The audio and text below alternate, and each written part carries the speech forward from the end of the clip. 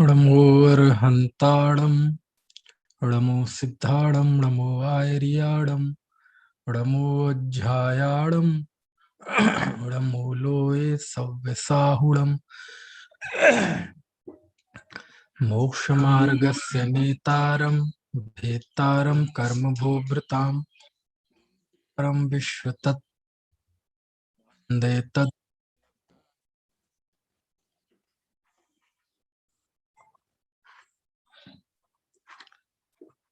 तत्वार्थ सूत्र। कल हमने 15वां सूत्र पढ़ा था 6वें अध्याय का, और उसके माध्यम से जाना था कि नरक आयु कैसे होती है, नरक आयु कर्म के आश्रव का क्या कारण है। बहुआरंभ परिग्रहत्वम नारकस्यायुषः, बहु आरंभ और बहु परिग्रह का भाव रखना ये नरक आयु के आश्रव का कारण है। और तत्वार्थ सार, जो कि आचार्य अमृत चंद का ग्रंथ है, तत्वार्थ सूत्र की ही टीका है पद्यात्मक, उसके जरिए हमने 17 कारण जाने थे। कारण और भी हो सकते हैं। इसके बाद अब हम 16वां सूत्र पढ़ते हैं। इसमें त्र्यंच आयु के आश्रव के कारण गिनाए। देखो 16वां सूत्र है माया तैर्यग योन्यस्य, माया तैर्यग योन्यस्य। माया त्र्यंच योनि के आश्रव का कारण है। यानी त्र्यंच तो आप जानते ही हैं, पशु त्र्यंच गति नाम कर्म के उदय से जो जीव की अवस्था होती है, तो एक इंद्रिय से असंगी पंचेंद्रिय तक तो सभी त्र्यंच ही है, क्योंकि नरक में संगी पंचेंद्रिय ही होते हैं, देव में संगी पंचेंद्रिय ही होते हैं, और मनुष्य में भी असंगी तो होते नहीं, और वो जो होते हैं वो भी मनुष्य हैं, है ना। लेकिन जो त्र्यंच है, त्र्यंच में ही दो भेद हैं।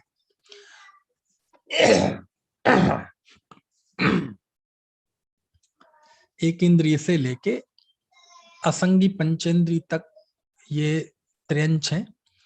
मनुष्य इसलिए होते क्योंकि वो सम्मूर्छन भी होते हैं ना, तो वो मनुष्य होते हैं, यद्यपि भले ही मन नहीं होता उनके। खैर, तो यहाँ एक इंद्रिय से लेके 4 इंद्रिय तक तो त्र्यंच है ही। 5 इंद्रिय में भी संगी भी त्र्यंच होते हैं और असंगी भी होते हैं। त्र्यंच में सबसे ज्यादा वैरायटी होती है, सबसे ज्यादा वेरिएशन यदि किसी गति में है तो त्र्यंच गति में है।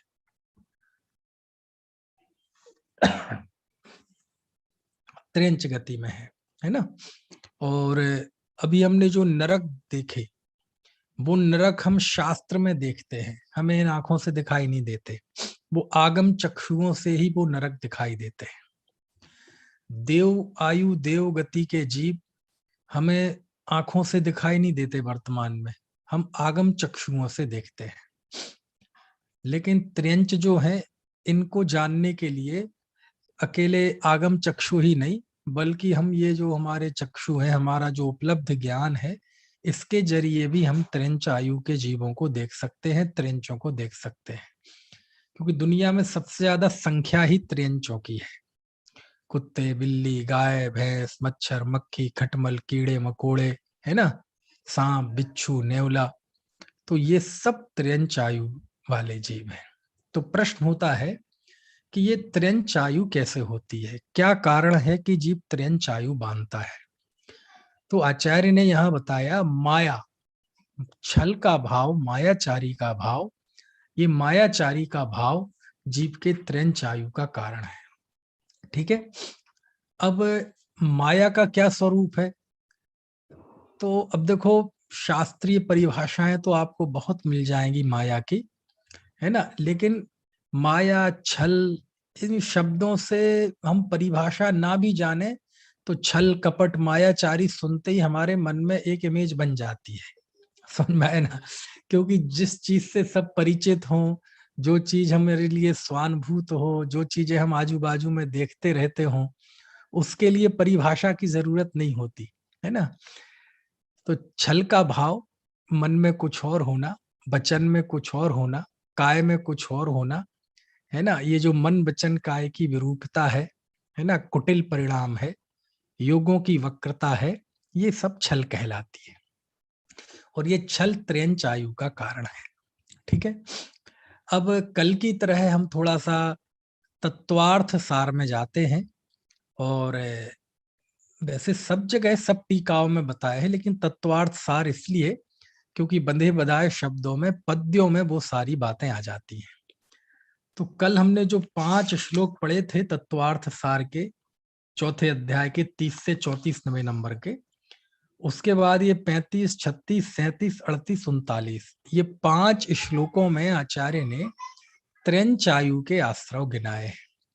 क्योंकि आप देखो ना, एक जीव गाय हुआ, एक जीव कुत्ता हुआ, अब वो जो मनुष्य भी तो हो सकता था, नारकी भी तो हो सकता था, लेकिन वो कुत्ता क्यों हुआ, वो पशु क्यों हुआ, वो ऐसी गति में क्यों पैदा हुआ? तो कुछ ना कुछ कारण तो आखिर होगा ही ना।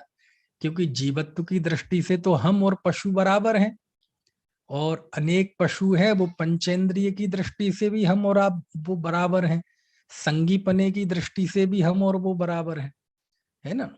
जैसे हम हैं और कुत्ते बिल्ली गाय भैंस है, बहुतेरी दृष्टियों से हम में समानता है।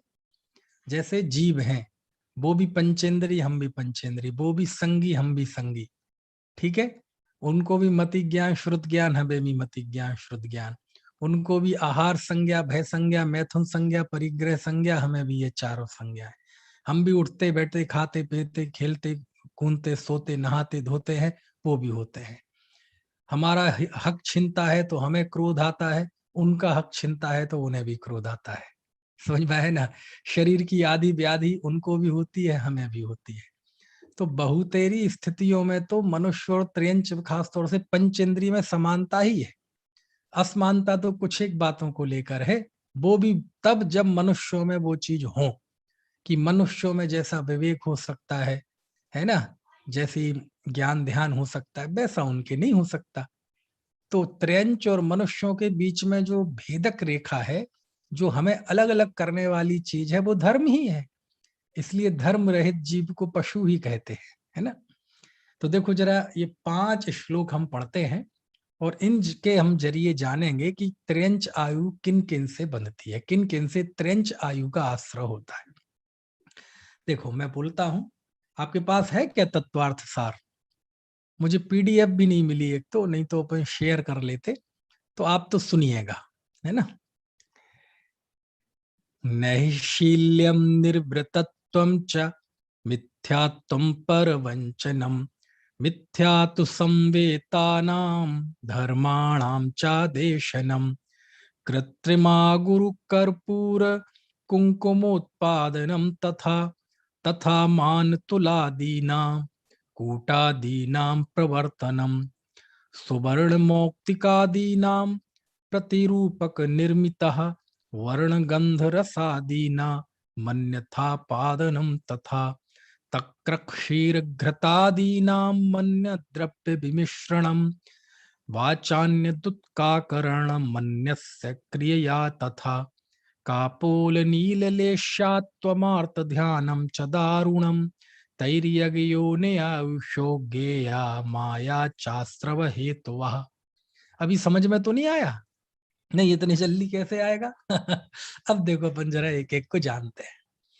इसमें आचार्य अमृतचंद स्वामी लिखते हैं, सबसे पहला लिखा नैशील्यम। नैशील्यम मतलब निश्शीलता, शील ना रखना। अब देखो नरक आयु के आश्रव के कारणों में भी लिखा था कि शीलवान नहीं होना, और यहां भी लिखा है। तो मान लीजिए कोई निश्शील वाला है, तो वो मनुष्य त्र्यंच में जाएगा कि नरक में जाएगा, है ना। तो अकेली एक चीज से निर्धारित नहीं होगा। यदि निश्शीलता के साथ साथ छल ज्यादा होगा तो वो त्र्यग्योनि बांधेगा। निश्शीलता के साथ साथ यदि बहुआरंभ परिग्रह का भाव ज्यादा होगा तो नरकायु बांधेगा, है ना। तो निश्शीलपना, शील नहीं होना, है ना, एक। दूसरा लिखा निर्व्रतत्वम, व्रत रहित होना। ठीक है, व्रत नहीं होना, संकल्प नहीं होना, प्रतिज्ञा नहीं होना, यम नियम नहीं होना। तो अव्रति होना, व्रत नहीं धारण करना, ये भी त्र्यंच योनि का कारण है। तो इस दृष्टि से तो सारे अवृत्ति त्र्यंच में जाने चाहिए, फिर अविरति जीव देवगति में क्यों चला जाता है? नहीं, एक फैक्टर नहीं होता अकेला, कई सारे फैक्टर होते हैं, समझ में है ना। फिर तीसरा लिखा मिथ्यात्वम, मिथ्यापना। ठीक है, अब मिथ्यात्व को समझाने की जरूरत है क्या? नहीं। चौथा लिखा आचार्य ने परवंचनम, परवंचनम मतलब दूसरे को ठगना। कैसे ठगना? अब कई तरीके से ठगा जा सकता है, बुद्धि के रूप में, भावना के रूप में, पैसे के लिए, अनेक अनेक कार्यकलापों से दूसरे को छल बल से ठगना, यानी ठग विद्या। तो ये जो ठगी करने का भाव है, ठगी होने की वृत्ति है, ये त्र्यंच आयु का मूल कारण है। क्योंकि इस यही छल है, और कितने कितने तरह से जीव छलता है, ठीक है ना। तो ये फिर पांचवा लिखा मिथ्यात्व संवेता नाम धर्माणाम च देशनम, कि मिथ्या दृष्टियों के, है ना, जो खोटा धर्म है उसका उपदेश देना। यानी एक तो होता है वीतराग सर्वज्ञ द्वारा बताया हुआ धर्म, उसका उपदेश देना, और मिथ्या दृष्टियों द्वारा खोटा धर्म का उपदेश देना। आपने देखा होगा ना, दुनिया में धर्म के नाम पर कितना कितना चलता है, कितना कितना छल चलता है, तो उसका उपदेश देना, है ना। और आपने देखा होगा जितना बड़ा छल करने वाला होगा, उसके एजेंट्स, उसके सेवादार, समझ में आए ना, उतने ही बढ़िया बढ़िया होंगे। आपने देखा होगा ना, जब कितने कितने लोगों का भंडाफोड़ होता है, और वो कैसे कैसे छल के द्वारा लोगों को, लाखों लोगों को छलते थे, वो सारे जेल में है। अब उनकी लिस्ट अब लंबी होती जा रही है, मैं नाम क्यों लूं, खामा ऐसे लोगों का नाम क्यों लेना, लेकिन आपको पता तो है ना, ये सब क्या है, ये ठग विद्या है ना। तो ठग करना, किसी की श्रद्धा को ठगना, किसी का रुपए पैसा ठगना, ये सब ठग विद्या है ना। तो ये तो 5 हो गए। छठवां लिखा कृत्रिम अगुरु कर्पूर कुंकोप दानम कुंकोत्पादनम च, नकली चीजों को तैयार करना। क्या नकली चीजों को? अगुरु, है ना, चंदन, कर्पूर, कुमकुम, इनको कृत्रिम रूप पे उत्पादन करना, यानी नकली माल बनाना। ये तो उदाहरण दे दिए यहाँ, नकली माल तैयार करना, ये त्र्यंच आयु के आश्रव का कारण होता है। समझ में आए ना, अपने यहाँ तो असली चीज बाजार में आए उसके पहले नकली आ जाती है ना। क्योंकि और हम जिस क्षेत्र में रहते हैं, है ना, दिल्ली, मेरठ, अलीगढ़, सहारनपुर, यहाँ तो हर चीज नकली की, और इतनी बढ़िया मिलेगी, क्या नकली चाहिए आपको? नकली दूध, नकली दही, नकली मावा, नकली कपड़े, अरे नकली खून, सुना आपने नकली खून? समझ में नहीं सुना? चलो खुशी की बात है ना। तो सब चीज नकली, हर चीज नकली, क्या नकली चाहिए आपको दिल्ली में मिल जाएगा, समझ में है ना, मेरठ में मिल जाएगा है। और आपको एक बार असली में शंका पैदा हो जाएगी, लेकिन उस नकली माल आने पे, नकली दवाइयां, नकली दवाइयों का कारोबार, तो नकली चीजें उत्पादन करना, है ना। अब चूंकि पुराने जमाने में दवाइयां तो नकली नहीं होती थी, दूध दही ये तो नकली नहीं होते थे, लेकिन नकली लोग चंदन, कर्पूर, ऐसी ऐसी चीजें नकली बनाते थे, तो उसके उदाहरण दे दिए आचार्य ने। लेकिन कोई भी नकली पदार्थ का उत्पादन करना, ये काय का कारण है? ये त्र्यंच आयु के आश्रव का कारण है ना। चलो, तो नहीं जी, हम उद्योगपति नहीं है जी, हम बनाते नहीं है, हम तो दुकानदार हैं, हम तो माल बेचते हैं। तो बेचने वालों का भी लिखा देखो, 7वां लिखा तथा मान तुला दीनाम कूटा दीनाम प्रवर्तनम। क्या मतलब हुआ? माल तुला दीनाम, यानी चीजों को, बांट तराजू आदि जो चीजें हैं उनको कम ज्यादा रखना। तौलने में होता है ना गड़बड़ी, आपने देखा होगा, वो जो आज के पहले इलेक्ट्रॉनिक तराजू नहीं थे तो वैसे तराजू थे, तो उसमें कम ज्यादा करके करते थे। वो जो कपड़े की दुकान वाले गज रहते थे, वो छोटे रखते थे। जो तराजू के बांट होते थे, वो, है ना, उनमें उनके वजन में कम ज्यादा करते थे। अनेक लोग तो कुछ नहीं, वो लोहे का कांटा होता था तो जिस तरफ माल रखते तो उस तरफ नीचे चुंबक चिपका देते थे, समझ में आया ना। अब मान लो वो 50 ग्राम की चुंबक है, तो अब कोई चीज आपने 1 किलो तौली तो वो 950 ग्राम जाएगी, आधा किलो तौली तो 450 ग्राम जाएगी, 250 ग्राम तौली तो 200 ग्राम जाएगी, और 100 ग्राम तौली तो 50 ग्राम जाएगी। तो 100 ग्राम जो लेगा दिलेरी के नाम पे थोड़ा सा डाल देगा, उसे पता है कि सामने वाला खुश होगा, हमें तो फायदा नुकसान है नहीं। तो इस तरह से चीजों को कम तौलना, हीनाधिक, अधिक क्यों तौलेगा व्यक्ति, भाई कम दोनों लिखा ना, है ना, दोनों मतलब दोनों ही कह सकते, कम तौलना ज्यादा तौलना, तो ज्यादा क्यों तौलेगा कोई, कम ही तौलेगा ना। बोले नहीं आप समझते नहीं है ना। कुछ लोग व्यापार करते हैं खरीदने का और कुछ लोग व्यापार करते हैं बेचने का। बेचने के व्यापारी तो देखते ही हैं आपको, बाजार में भीड़ लगी है, गली गली में दुकानें हैं। कुछ दुकानदार खरीदने का धंधा करते हैं, जैसे आप मंडियों में जाएंगे, है ना, तो वो खरीदते हैं माल और फिर रिटेलर को बेचते हैं। तो वो खरीदेंगे तो खरीदने वाला तराजू अलग होगा और बेचने वाला कांटा अलग होगा, 2 कांटे होंगे उनके यहाँ, है ना। खरीद सुबह का समय खरीदने का है तो वो कांटा अलग होगा, और फिर उसके बाद बेचने का है तो वो कांटा अलग होगा। खरीदने में ये होगा कि वो ऐसी सेटिंग होगी कि तुलेगा 50 किलो और आएगा 55 किलो, और बेचेंगे तो उल्टा होगा। तो ये कम ज्यादा करना, समझ में आए ना, ऐसा है। अब ये चीजें ऐसी चीजों में तो हो जाएगा जिसमें बेचते हैं या ये करते हैं। मान लीजिए कपड़े में भी तब हो सकता है जब आपकी कट पीस की दुकान हो, मान लीजिए कब बने बनाए कपड़े की दुकान हो, है ना। अब वहां तो आप ना कुछ कम कर सकते ना ज्यादा कर सकते। ऐसा तो है नहीं कि एक शर्ट है उसकी एक बाह निकाल लें उसमें तो ऐसा कर नहीं सकते। तो उसमें कैसा करेंगे प्रशांत, तो उसमें हम बातों से कम ज्यादा करते हैं। बातों से कम ज्यादा करते हैं मतलब, कोई माल है खराब लेकिन उसे बेचना है, तो उसे इतना महिमा मंडित करेंगे, इतना महिमा मंडित करेंगे, है वो पॉलिस्टर की लेकिन साहब प्योर कॉटन है, प्योर कॉटन है, 100% कॉटन है, बॉम्बे डाइंग का कॉटन है, अरविंद मिल्क का कॉटन है। तो है कम लेकिन उसकी क्वालिटी ज्यादा बताएंगे, बताएंगे कि नहीं। किसी का माल खरीदना हो तो लग रहा है बढ़िया माल है, अरे यार बेकार है, ऐसा तो पहले बार आया था रखा रह गया था। क्योंकि यदि एकदम लट्टू हो जाएंगे, बहुत बढ़िया माल है, तो वो पैसे बढ़ा देगा। तो उसे ऐसा कम बताएंगे कि सामने वाले का हौसला गिरे, है ना। तो ऐसा नहीं है कि जो लोग इस तरह की चीजें करते हैं वो ही बेईमानी करते हैं।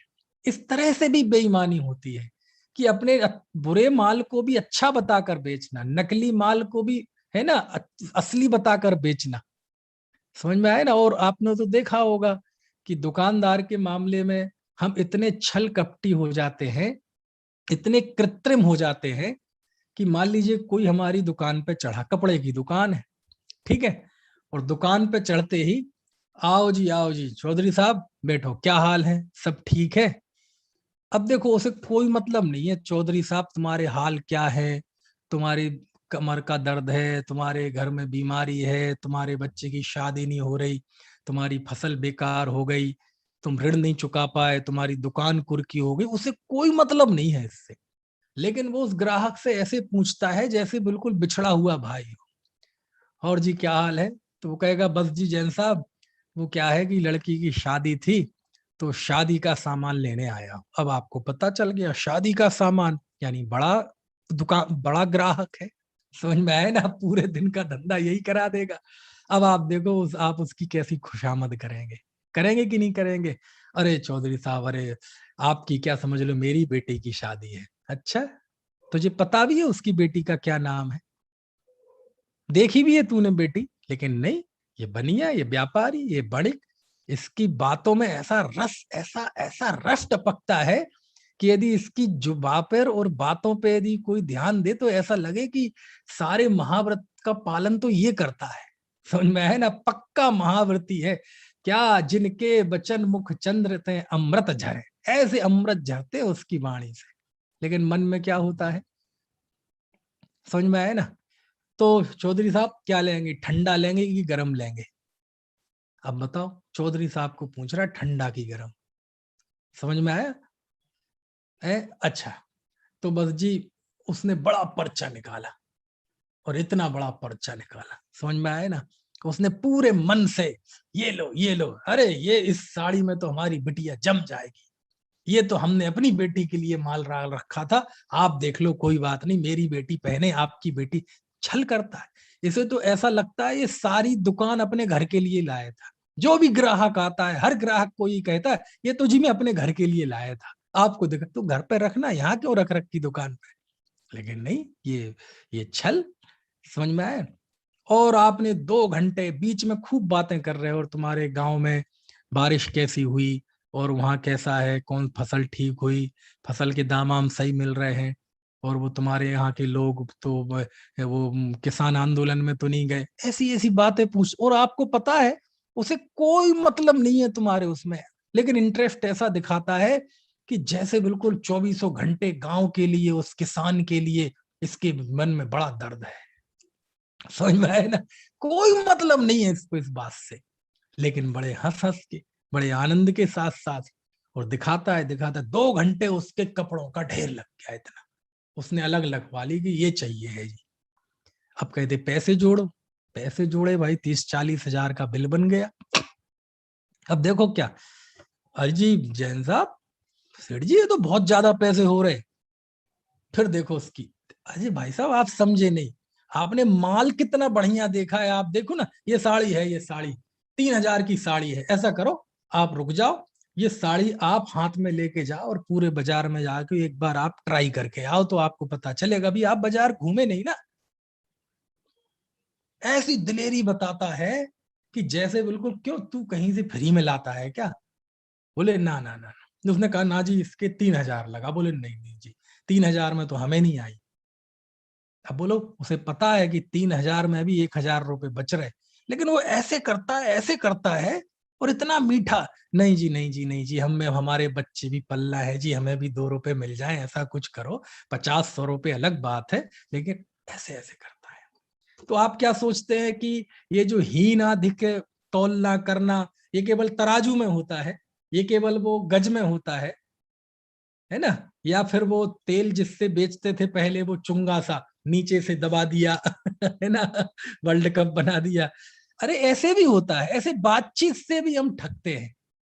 समझ में आया ना? अनेक अनेक तरह से ठगते हैं। पता चल जाए कि दिलेर दुकानदार है, उसे बहुत चाहिए ग्राहक है, तो उसको अलग तरह से उसको चीजों के रेट बताएंगे। तो ये सब, और मालूम, कदाचित वो कहे नहीं जी हमें नहीं लेना जी, आपका तो बहुत महंगा है, तो ऐसा रख देंगे और बोले ऐसा है चौधरी साहब, आप पूरे बाजार में ये माल देखा, उसके बाद तुम रख लेना। अरे नहीं साहब, हमने 2 घंटे आपको परेशान किया, कोई बात नहीं जी, हमारा तो ये दिन भर का काम है, सामान निकालना, बताना, ऐताना, अब सब अपने ही लोग आते हैं, है ना? आप कोई बात नहीं, चिंता नहीं करो चौधरी साहब, आप तो चाय पियो और बैठो, आप घूमाओ थोड़े। ऐसी बातें करता है जैसे बिल्कुल वो निर्भय हो, हमको कछु भय नारे, जान लियो संसार, जम जस जम्मी देसे झेण बिहाड़ एण जम्मी कालम्बी, जो जो देखी बीत रागने सो सो होसी बीरारी। ऐसा अपने आप को दिखाना चाहता है कि हमें बिल्कुल कोई चिंता नहीं, तुम चले जाओ। और कदाचित वो जाने लगे उठ के चौधरी, तो उस तरफ देखेगा भी नहीं, इस तरफ देखेगा कि चौधरी को लगे कि सेठ को तो कोई चिंता नहीं है, और वहां एक सीढ़ी उतरा और इसका धक ऐसा। क्यों? उसे पता है कि यदि एक बार बाजार में निकल गया तो दोबारा आने वाला है नहीं। हमने खूब भले ही बातें बना दी। समझ में आए ना? तो कोई बात नहीं चौधरी साहब, चलो ठीक, मिलते, स्वास्थ्य का ध्यान रखना जरा, आजकल डेंगू चल रहा है।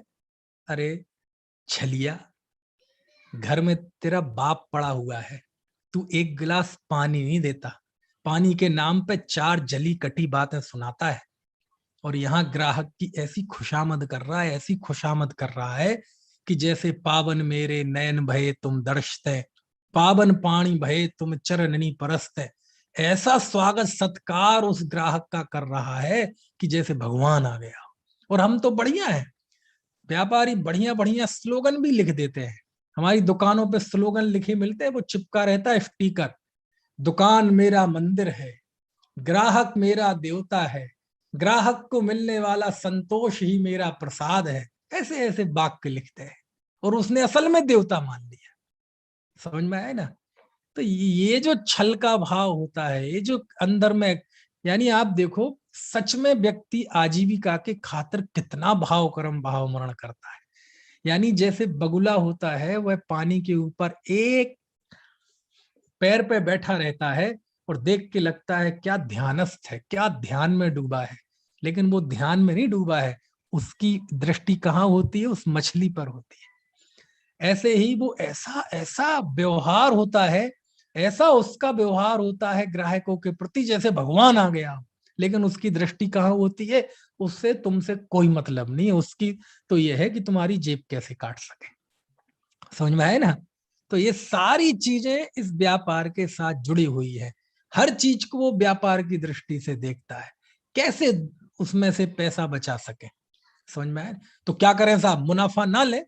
नहीं, लेते हैं, सब लोग व्यापार करते हैं, लेकिन एक व्यापारी होता है जिसके ऊपर से नीचे तक छल में डूबा हुआ।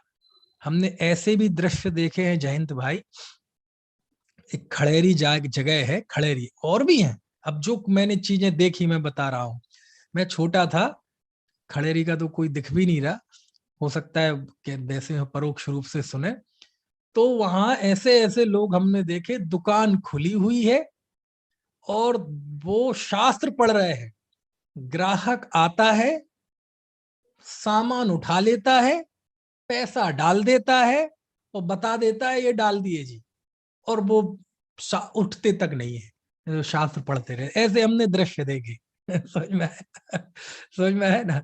आपने दौलत राम जी का नाम सुना होगा, पंडित दौलत राम जी का।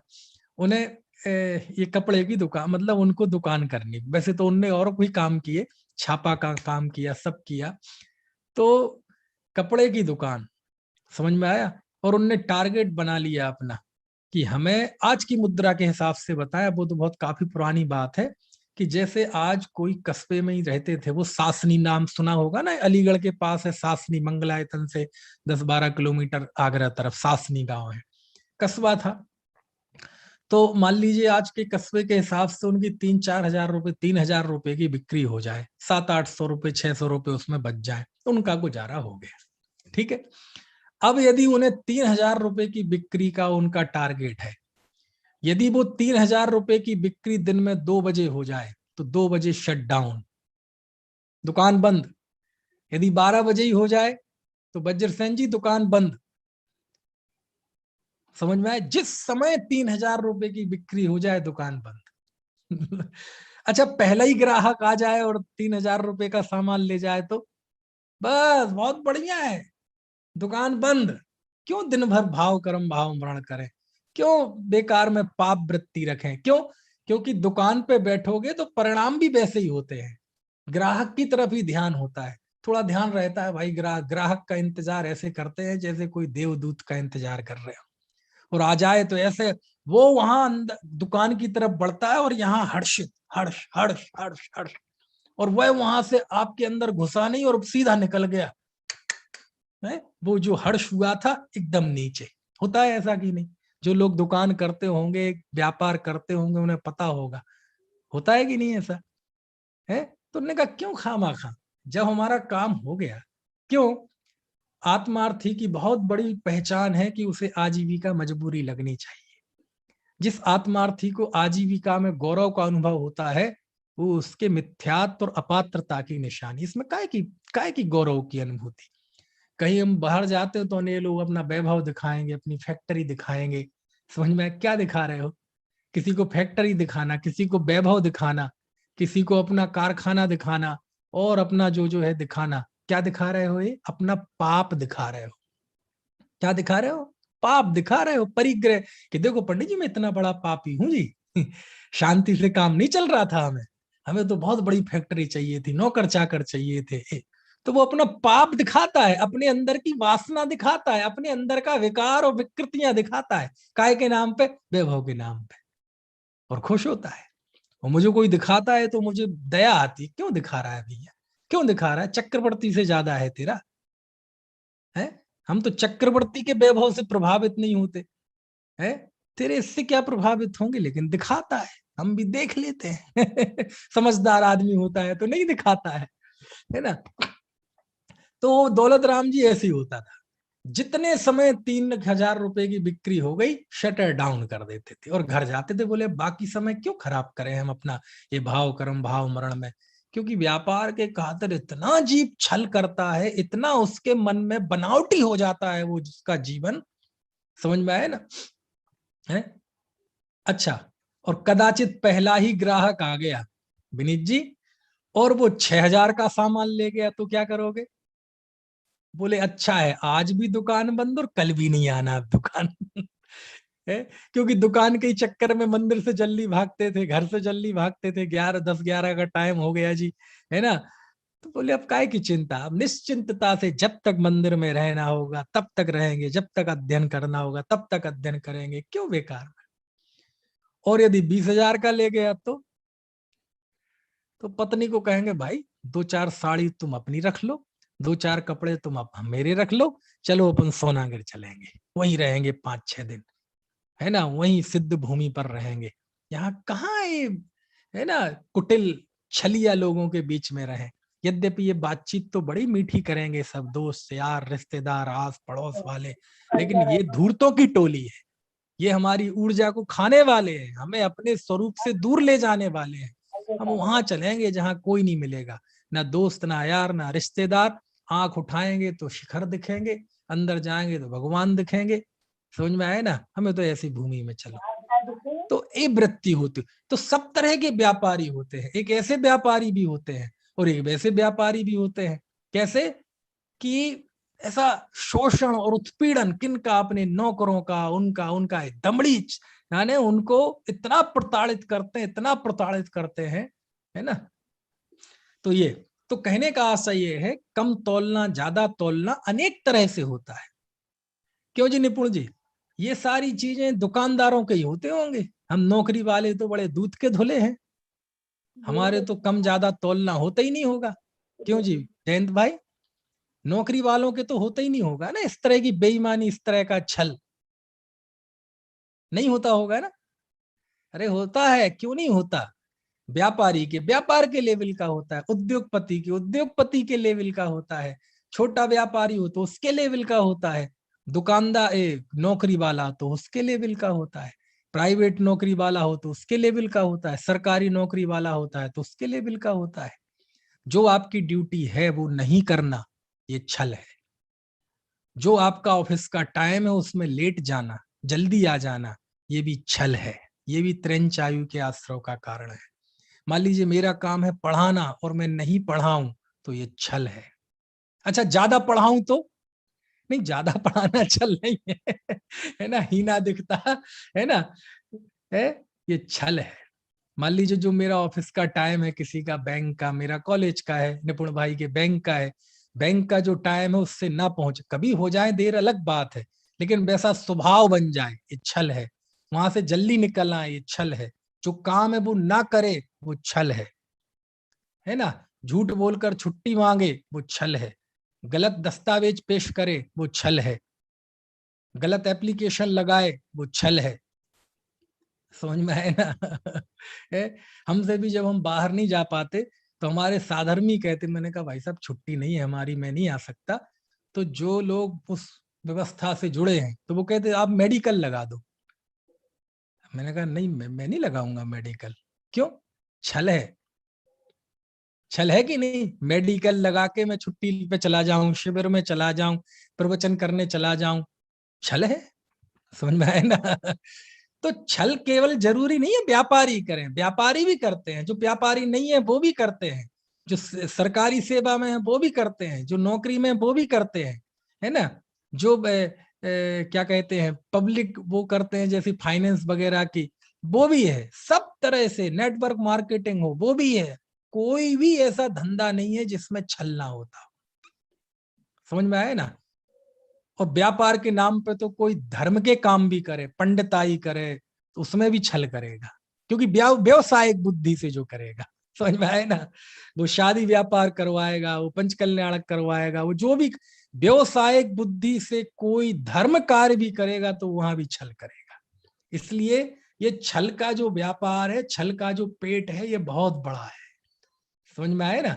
अब चूंकि ये तो सब वो चीजें लिख दी आचार्य ने जो बिल्कुल स्पष्ट दिखाई देती है कि कम तोलना, ज्यादा तोलना, मिलावट करना, लेकिन ये सबके होता है, अलग अलग स्तर पे होता है। नौकरी वाले की नौकरी के लेवल का, बाकी के लेवल का, है ना? देखो इसके बाद लिखते हैं आचार्य 8वां, सुवर्ण मौक्तिकादि नाम प्रतिरूपक निर्मिता।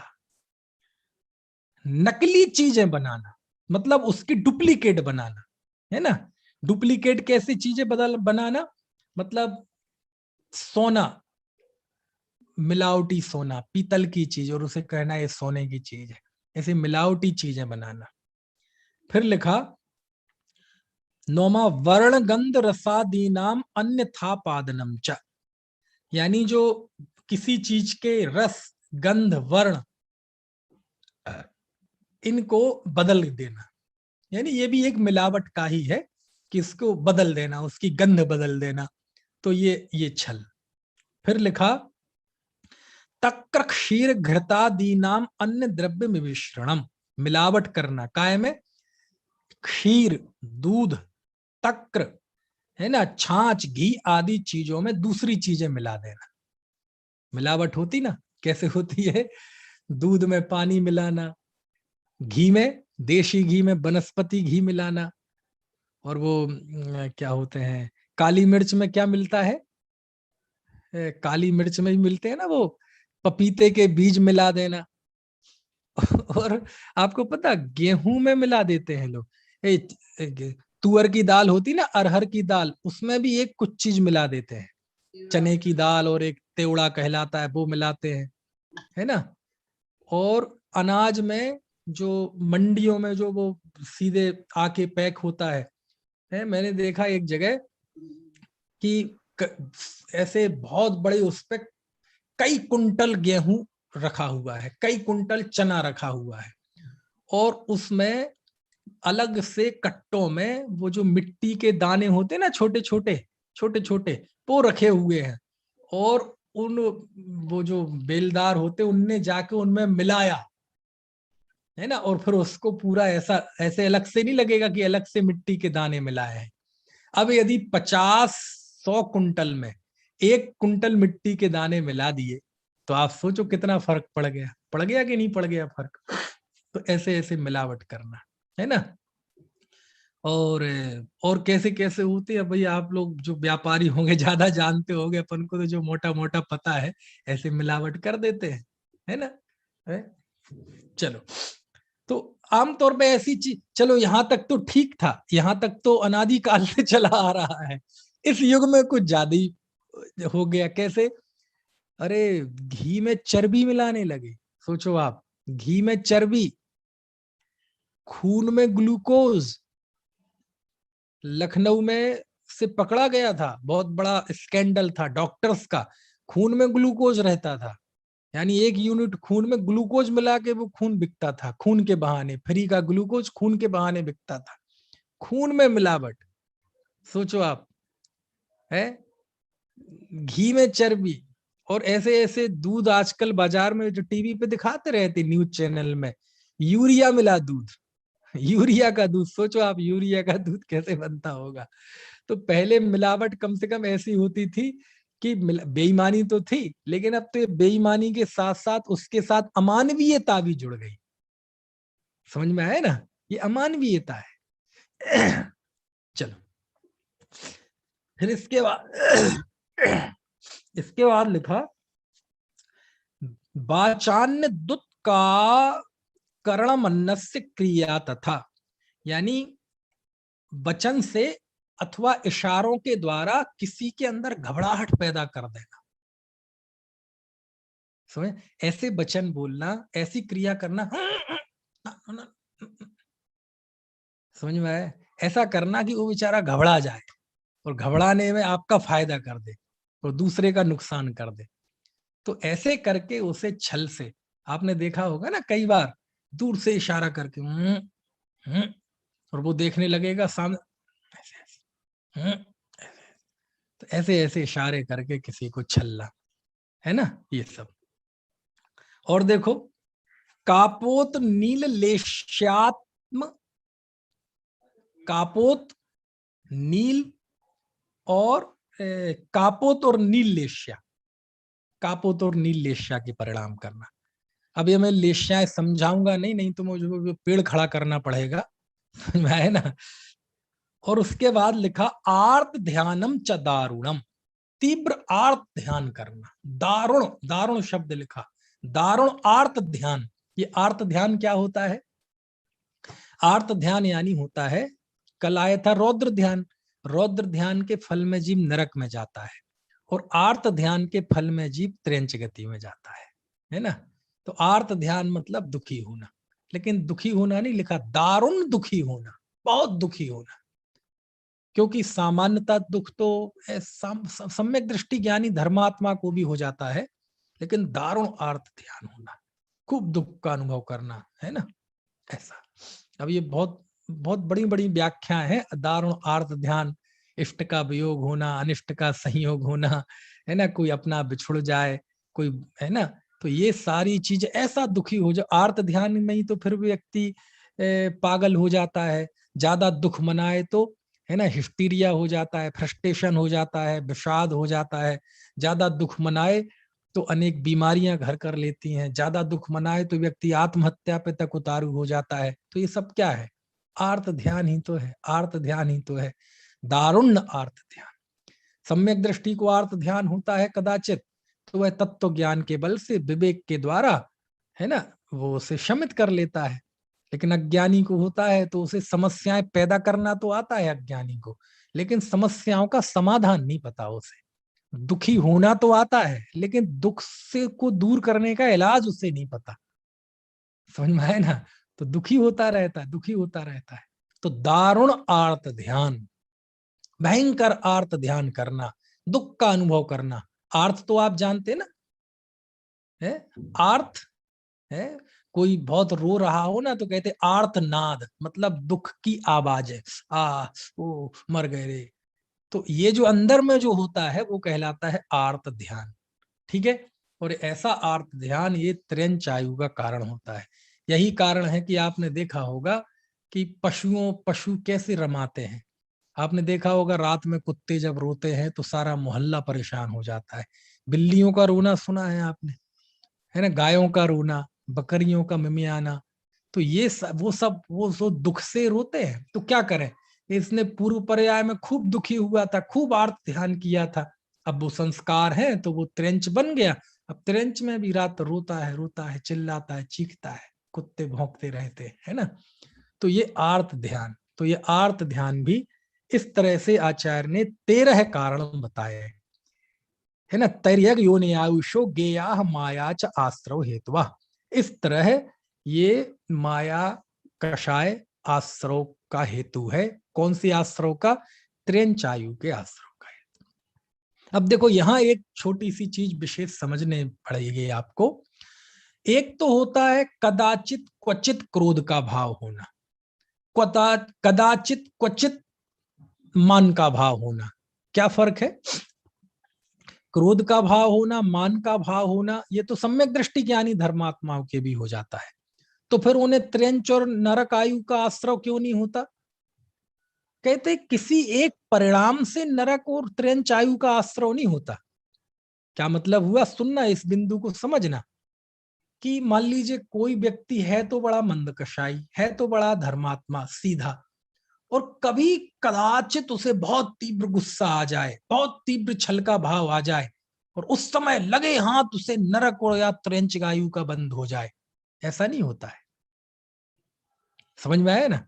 या फिर है तो वह बहुत क्रूर प्रकृति का, है तो बहुत छलिया प्रकृति का, पूरा जीवन उसने छल में बिताया, और किसी दिन उसे बड़े, कभी किसी क्षण उसे बहुत दया भक्ति आदि के भाव हुए, बहुत धर्म के भाव हुए, और उस समय उसे अचानक देव आयु अथवा, है ना, अच्छी गति बन जाए। ऐसा नहीं होता है, समझ में आया ना।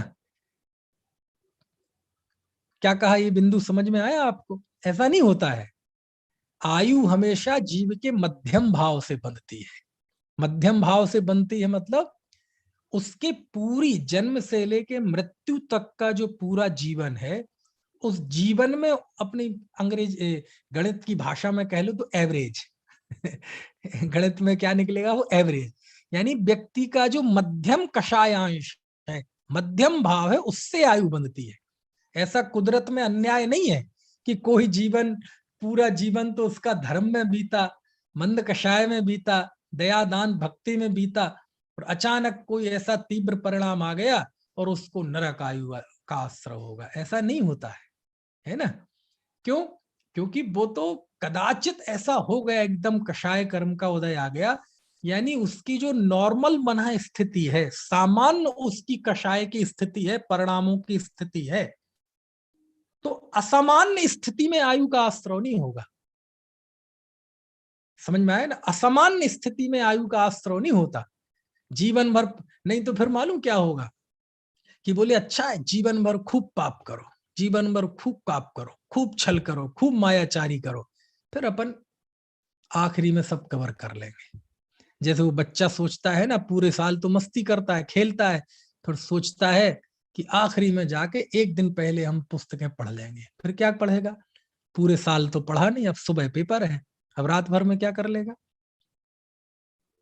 तो हमने ऐसा देखा कि कोई पूरे साल तो पढ़ता नहीं था, समझ में आया ना? तो फिर रात में इतने चित्त लगा के तैयारी करता था, तो मैंने देखा यार, देखे तो क्या तैयारी करता है रात में। तो फोन लगाया, भाई क्या बोले, बस मैं अभी डिस्टर्ब मत करो, मैं सुबह पेपर की तैयारी कर रहा हूँ, साल भर बहुत मस्ती की। तो मैंने कहा जरा देखें तो जाके क्या तैयारी की। तो देखा तो इतनी मस्ती से, तल्लीनता के साथ तैयारी कर रहा था, और तैयारी में क्या कर रहा था? चिटके बना रहा था नकल की तैयारी कर रहा था, ऐसे मन लगा के, ऐसे मन लगा के चिटके बना रहा था, है ना? ऐसे वो नोट्स फाड़ फाड़ के रख रहा था, क्वेश्चन नंबर 1, क्वेश्चन नंबर 2, बाकायदा 40, 30, 35, 40 क्वेश्चन की वो बनाई और लिस्ट बनाई और क्रम डाला, 1 नंबर पे ये, 2 नंबर पे ये, है ना? कि क्वेश्चन नंबर 1 जेब में, क्वेश्चन नंबर 2, है ना, पीछे के जेब में, ऐसे। समझ में आया ना? ऐसे ऐसे उसने बाकायदा पूरा बना लिया। गांधी जी की दांडी यात्रा पीछे के जेब में 1957 की क्रांति जूते में, ऐसे उसने बाकायदा इंडेक्स बनाया। मैंने कहा क्या तैयारी की, लिस्ट बना ली कि किस प्रश्न का जवाब कहाँ रखा हुआ है शरीर में, जेब में कि जूते में कि मोजे में। अब मान लीजिए एक बार एक टीचर ने वो लिफ्ट पकड़ ली, और जब वो लिफ्ट पढ़ के सुनाई, तो फिर वो ऐसा सीन बना, बस वही सीन बना जो अभी मैंने बताया कि गांधी जी की दांडी यात्रा मोजे में, पानीपत की लड़ाई पीछे के जेब में, ऐसे ऐसे करके उसने पूरी लिस्ट बनाई। तो ऐसे ही होता है कि जब जीवन भर कुछ ना किया हो, तो अंत में व्यक्ति फिर यद्वा तद्वा प्रवृत्ति करता है। और ये दुनिया तो ऐसी है, यहाँ भारत देश की, यहाँ तो हो सकता है सक्सेस भी हो जाए, हो सकता है साल भर पढ़ने वाले के नंबर कम आए और ये कुछ ले दे के पार कर दे यहाँ तो छल चल जाता है, लेकिन कर्मों में नहीं चलता है ऐसा छल। कर्म रिश्वत नहीं लेते, कर्म देखा देखी नहीं करते, कर्म क्या कहते हैं वो, पक्षपात नहीं करते। क्यों नहीं करते कर्म पक्षपात आश्रय और बंद करने में? क्योंकि उनमें बुद्धि नहीं होती, उनमें अकल नहीं होती। समझ में आया ना? तो कर्म चूंकि जड़ है, अचेतन है, इसी कारण से उनके अंदर बेईमानी नहीं है। तो उनको आप बेईमान नहीं बना कर, उनको आप छल नहीं सकते, उन्हें आप गुमराह नहीं कर सकते। तुम जीवन भर पाप में लगाओ और अंत में हम सब कवर कर लेंगे, ऐसा नहीं होता। कोई सोचे हम जीवन भर धर्म कर्म पढ़े नहीं और अंत में जाके समाधि मरण कर लेंगे, जी समाधि मरण से तो जन्म जन्मांतरों के पाप धुल जाते हैं। ये समाधि के लिए उत्साह दिलाने के लिए है, इसके लिए नहीं है कि तुम पूरे जीवन पाप में निकालो।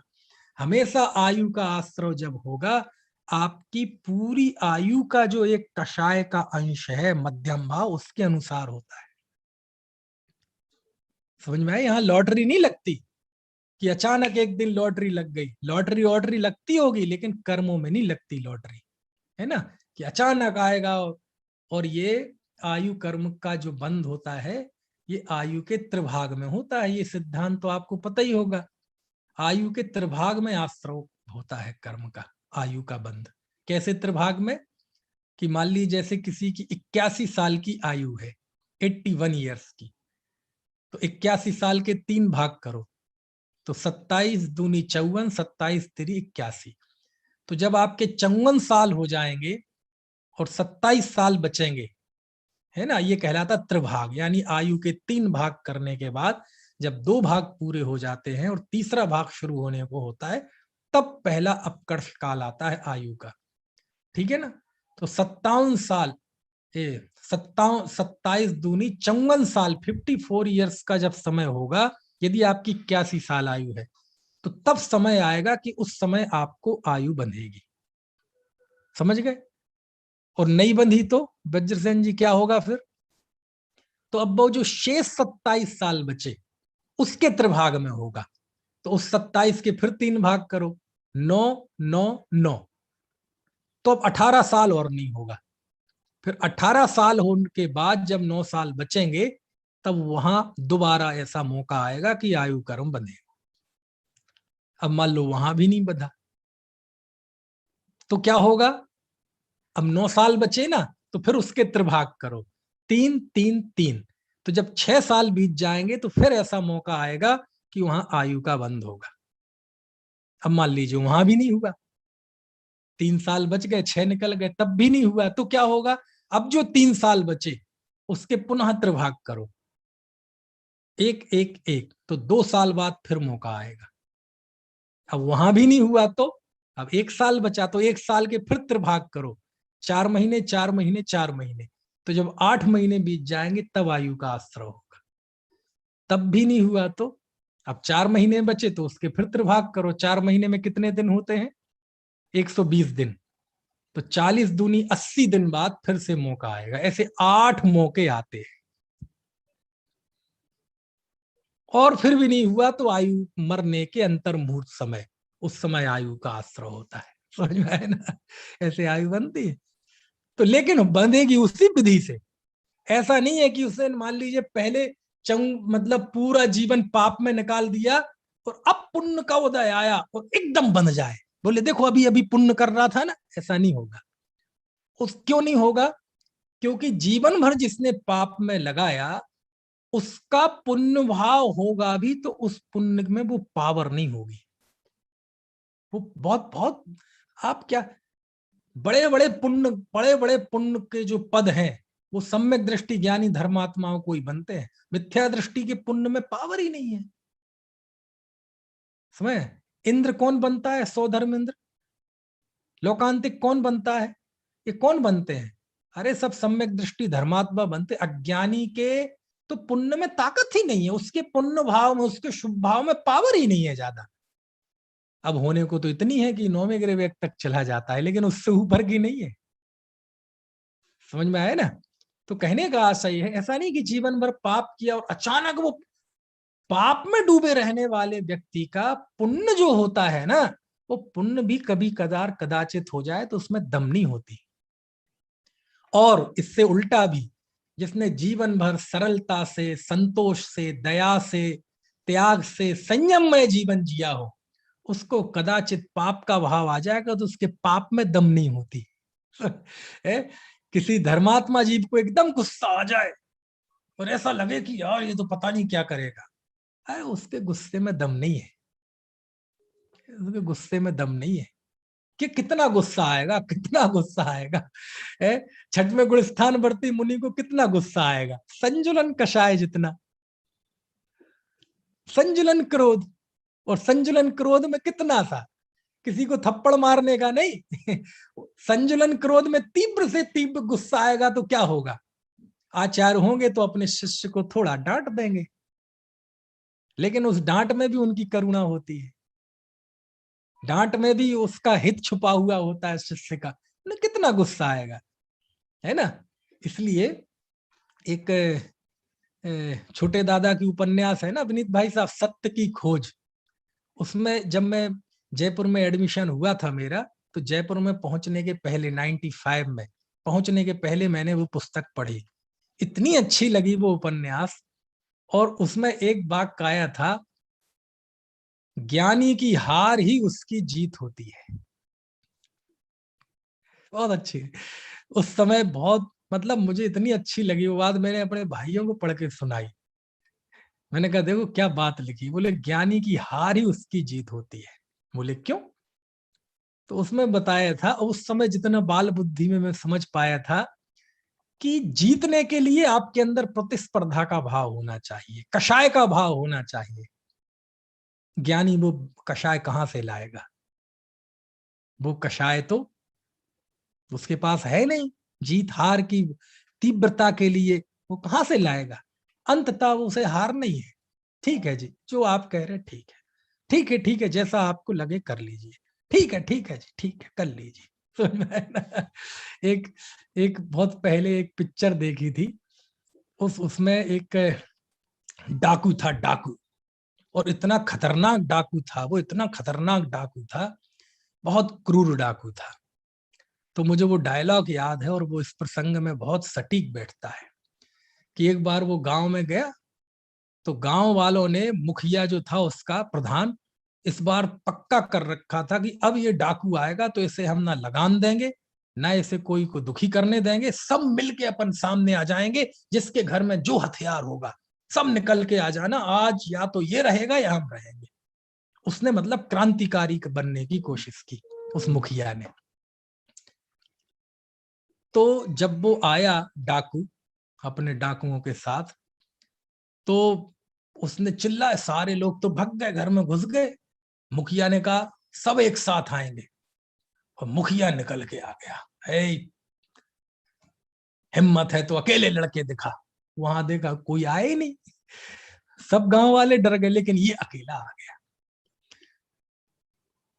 तो वो डाकू को धमकाता है कि तुम इन सब डाकू लोगों की बल पे लड़ रहे, हिम्मत है तो अकेले लड़, मैं हूं मर्द। तो बोले अच्छा ठीक है, बहुत बढ़िया, कम से कम एक तो मर्द निकला इस गांव में, ऐसा उसने बोला।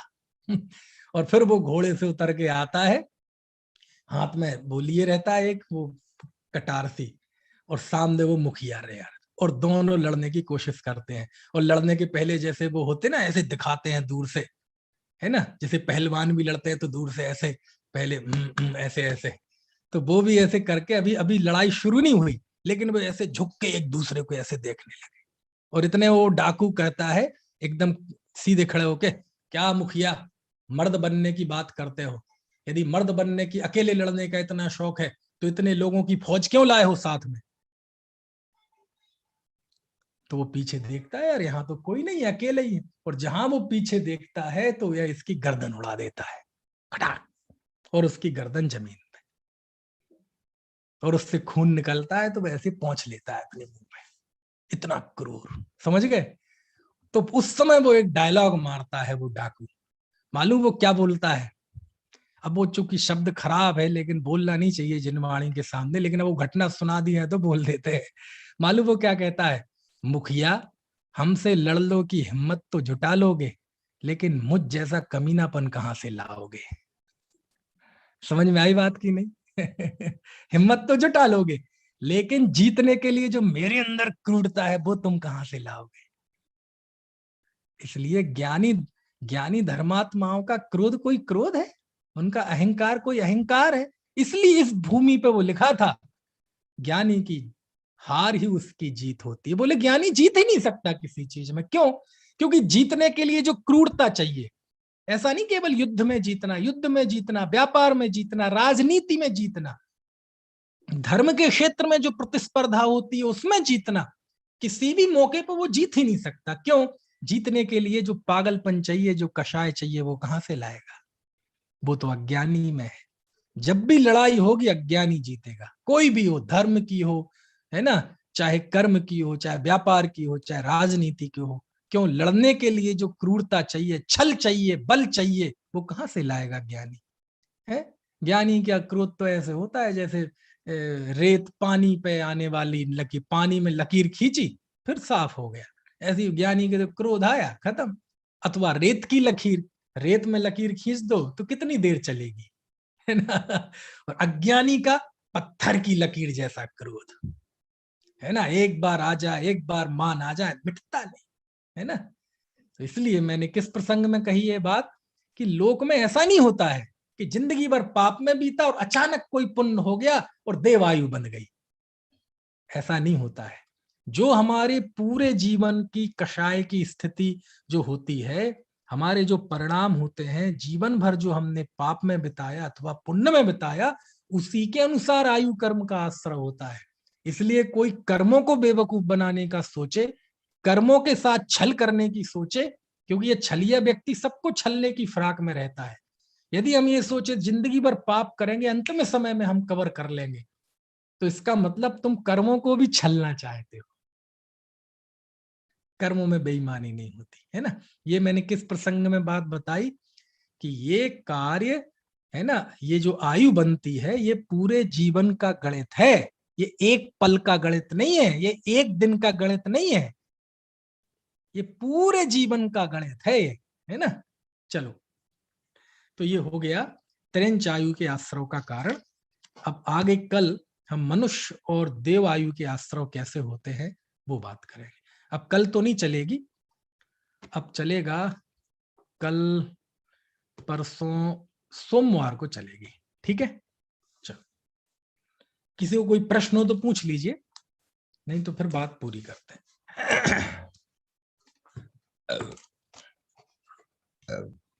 अच्छा, ये कोकिला बहन जी पूछ रही हैं। हाँ बोलिए।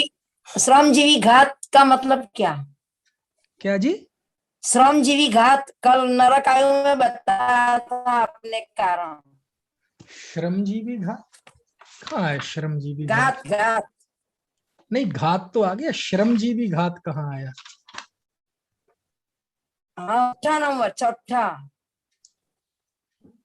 17 कारण तो श्रमजीवी छठा नहीं, नंबर का।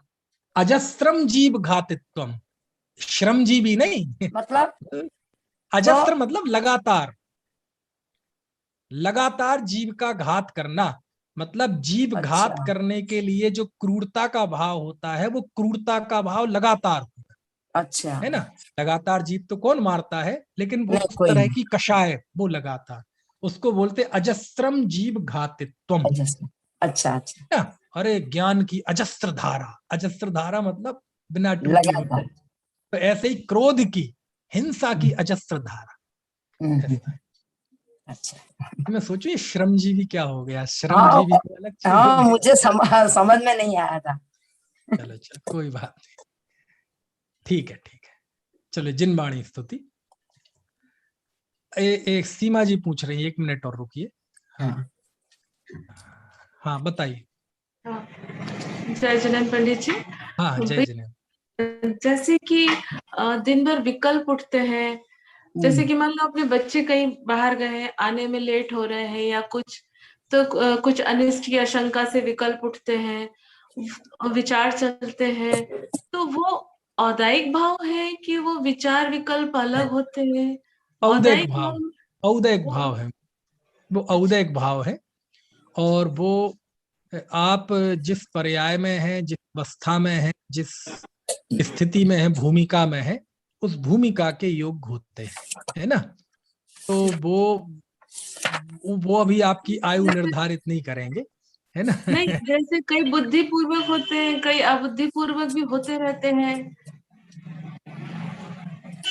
क्या करें, मतलब मैं क्या करूं इसका मुझे विकल्प में और औदायिक भावों में अंतर समझना है, क्या होते हैं ये? नहीं, वो औदैक भाव ही है, वो सब जो औदैक भी भाव। विकल्प उठते हैं हाँ वो हाँ, औदायिक भाव है। वो सब विकल्प औदैक भाव है ना। कर्म के उदय जन है ना वो, तो जो उदय अच्छा। जन हो वो औदैक भाव है ना। जो उपशम से हो वो औपशमिक भाव, वो क्षय उपशम से वो क्षय उपशमिक भाव। और तत्व संबंधी जो विचार है, जी जी तत्व संबंधी, वो औदैक भाव नहीं है ना।